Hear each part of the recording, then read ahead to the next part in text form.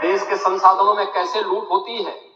और अगर प्रशासन अपने कर्तव्यों का निर्वहन कर रहा है, वैसे तो कहेंगे प्रशासन कोई कटघरे में खड़ा है कि प्रशासन चोर है चोर है चोर है, और प्रशासन उसी चोरी को पकड़ने के लिए चला जाए तो अत्याचार है अत्याचार है अत्याचार है। कहां से अत्याचार हो गया?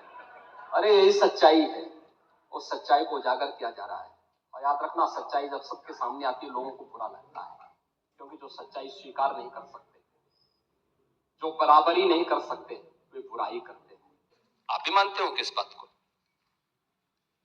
अब आपको तय करना है, आक्रांताओं को अपना आदर्श मानते हैं या रामकृष्ण और बुद्ध की परंपरा को अपना आदर्श मानते हैं। भारत के अंदर रामकृष्ण और बुद्ध की ही परंपरा रहेगी, बाबर और औरंगजेब की परंपरा नहीं रहेगी। कई मस्जिदें ऐसी पाई गई जिन मस्जिदों के ऊपर एक इलीगल सब स्टेशन बना करके वहां से कनेक्शन बांटे गए थे लोगों को फ्री में।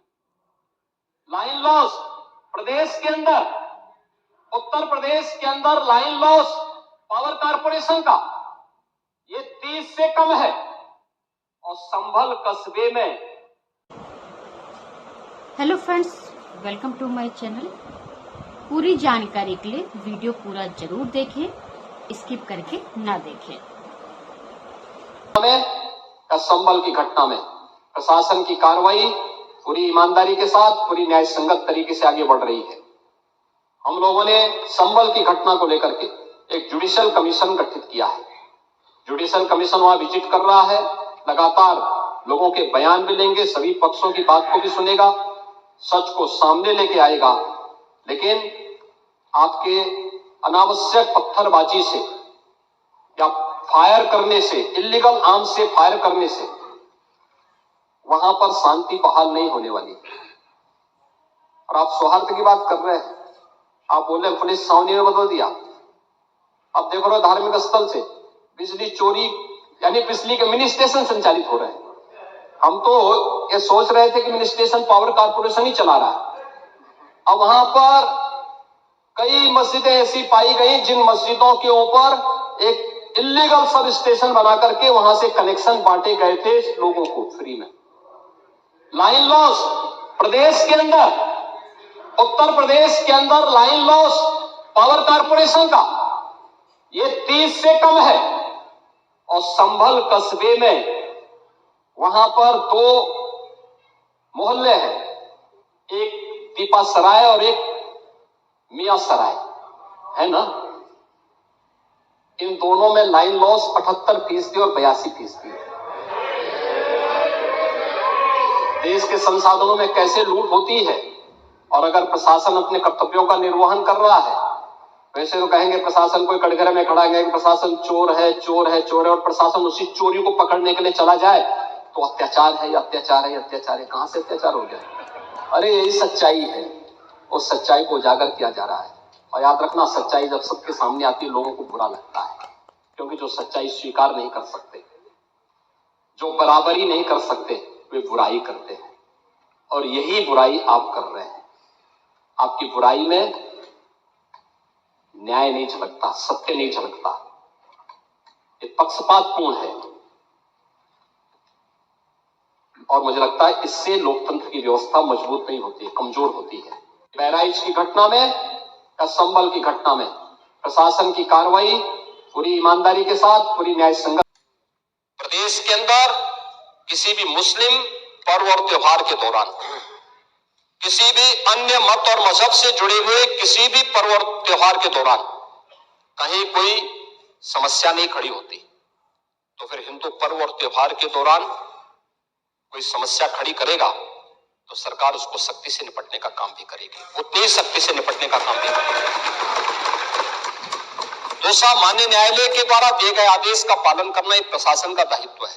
उसमें सरकार उसको डायरेक्शन दे न दे, उसका दायित्व बनता है कि उसको पालन करे, और संभल के अंदर प्रशासन ने वही पालन किया है। आज वहां पे सारी चीजें मिल रही हैं। आखिर आपकी बात को मानते हैं कि मंदिर को आपने छेड़ा नहीं, आपने बड़ी कृपा कर दी, लेकिन ये जो 22 कुएं और उन कुओं में जो मूर्तियां मिल रही हैं, ये कुएं किसने पाट दी है? ये नोटिस पे क्यों परेशानी हो रही है? आपके सांसद जिनसे आपकी प्रतिद्वंदिता है, मानता हूं, क्योंकि वहां पे आप में तो तुर्क और पठान का विवाद चल रहा है, मैंने नहीं कर दिया, ये विवाद चल रहा है। आप उनके सामने, माननीय सदस्य के सामने, आप उनके साथ अपनी जड़ें ढूंढ रहे होंगे,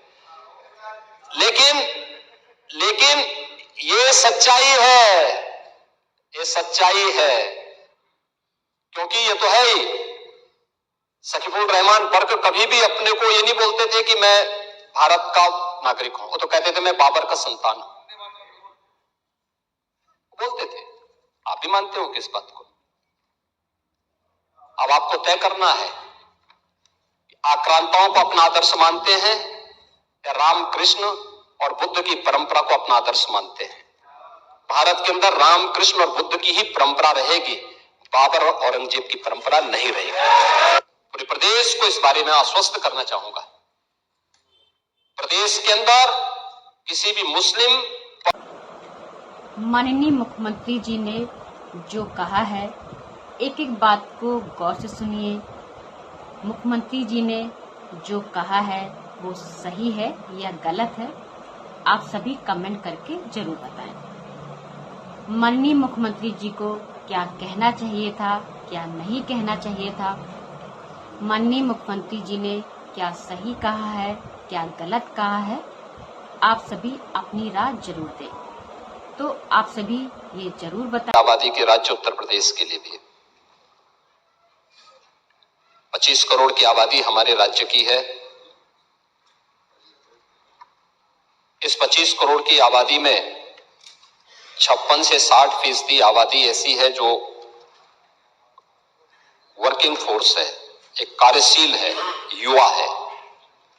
यानी अगर आप देखेंगे तो दुनिया के अंदर उत्तर प्रदेश सबसे युवा राज्य भी है, और उस राज्य के उन युवाओं को ध्यान में रख करके सरकार ने कार्य किए, कदम उठाए।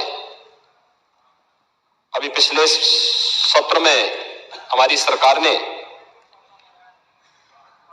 पेपर लीक की घटनाओं पर प्रभावी अंकुश लगाने के लिए सार्वजनिक परीक्षा अनुचित साधनों की रोकथाम अधिनियम 2024 को पारित करने का कार्य किया है,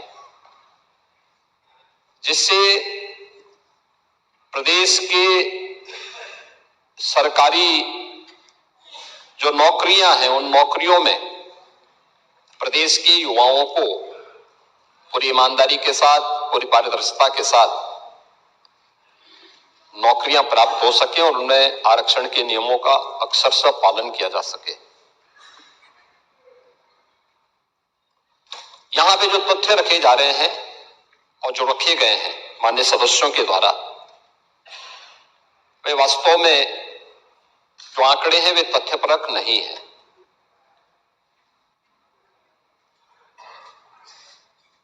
अगर उत्तर प्रदेश में बेसिक शिक्षा परिषद और माध्यमिक शिक्षा परिषद के शिक्षकों की भर्ती की प्रक्रिया को पूर्ण करने की बात है, जो कहना 69,000 शिक्षकों को नियुक्ति पत्र नहीं जारी हुए हैं, मैं उनको बड़े सम्मान के साथ बोलना चाहूंगा कि 69,000 शिक्षकों को नियुक्ति पत्र भी जारी हुए हैं। वे सभी 4 वर्षों से स्कूलों में पढ़ा भी रहे हैं। उससे भी पहले 68,500 शिक्षकों की भर्ती की प्रक्रिया को संपन्न किया गया, क्योंकि उस समय बीएड को एनसीटीई ने उस परीक्षा के योग्य नहीं माना था, तो उस समय बीटीसी के इतने अभ्यर्थी हमारे पास नहीं थे, और जिसमें केवल 42,000 शिक्षकों की भर्ती हो पाई थी। 42,000 शिक्षकों की भर्ती हुए भी आज स्कूलों में पढ़ा रहे हैं। उन सबको भी नियुक्ति पत्र जारी हुआ और सभी बेसिक शिक्षा परिषद के स्कूलों में पढ़ा रहे हैं। 69,000 शिक्षकों की भी भर्ती की प्रक्रिया पूरी करने के बाद